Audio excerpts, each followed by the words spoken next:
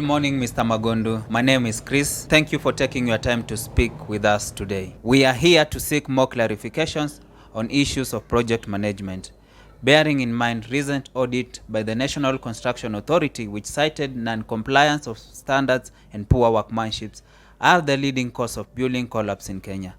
According to you, do you think project management can bring solutions to this problem? Thank you very much, Crispin and your team.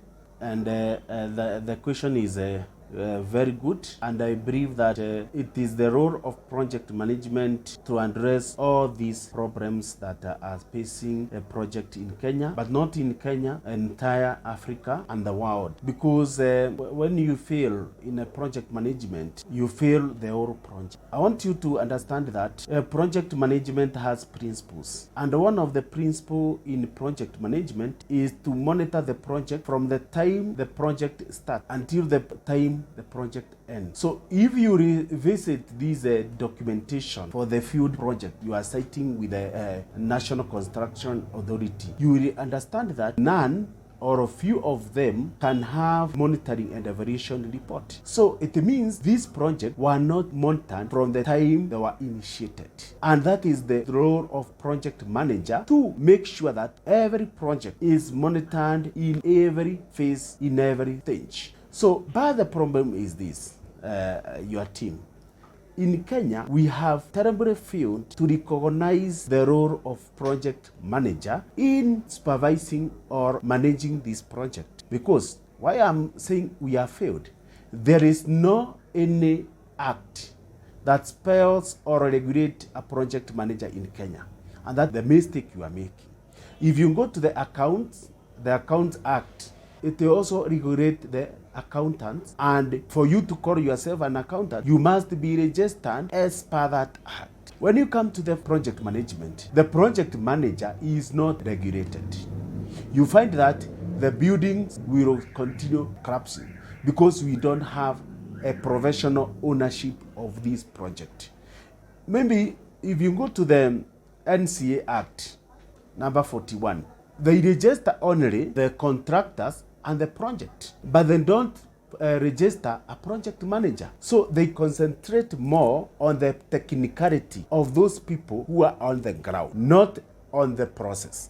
Because the project management as a field deals with the project process. Because in the project management, we normally address 3 or 4 things. We address that the budget will be utilized in the right way.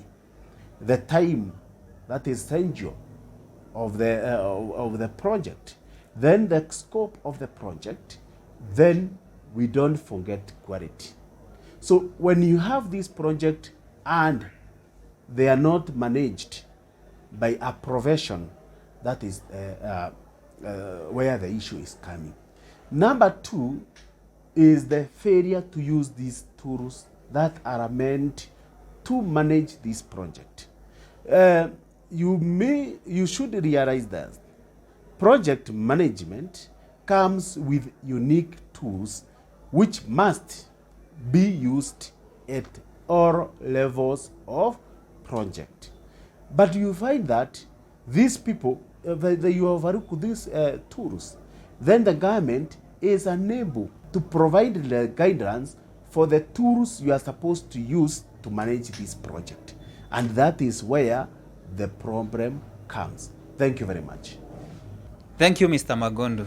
Now, what do you think is the role of government to ensure that project management is professionally practiced in Kenya? Bwana Crispin, their team, I've already said and I've already told you, the government has the critical role in ensuring the projects are owned by a professional project manager. And it is very easy. It is only working together with the bodies that are already set to manage the projects. The government should ensure that it brings all these industries together, not overlooking the role of project manager in addressing the issue of the project. Then the government should also work hand in hand with the professional bodies like Kenya Association of Project Managers, and make sure that it has an act to define who is a project manager and give it power and authority to register a project manager and give this person a practicing certificate. Without that, the government has never or has not provided the right procedures of the project manager. Number two, it is also good to integrate all these bodies when it comes to development of the standard. Because like now, we have addressed the issue of building collapsing. And this building collapsing, one of the issue is the issue of not following the standards. If the government works with the project manager and engineer when developing these standards, then monitoring the work of these projects, it will be very easy. And I know that the government we have in Kenya is capable of ensuring that project managers are recognized in Kenya. Thank you, Chris.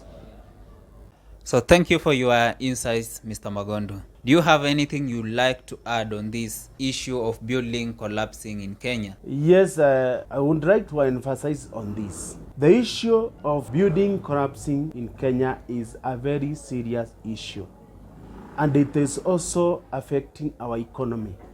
Right now, I saw the NCA report, maybe it's last year. They saying that we have 14,000, roughly 14,000 building constructed, and out of 14,000, 10,000 of these, roughly 10,000 of this building should be demolished. It means that it is an economic problem if we have to demolish this building.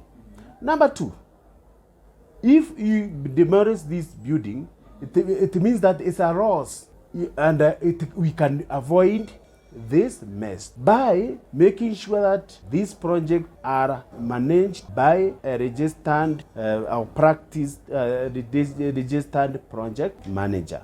When you use that framework, it means that we will have 100% of all these buildings not collapsing or failing to identify the right project in Kenya. Thank you very much.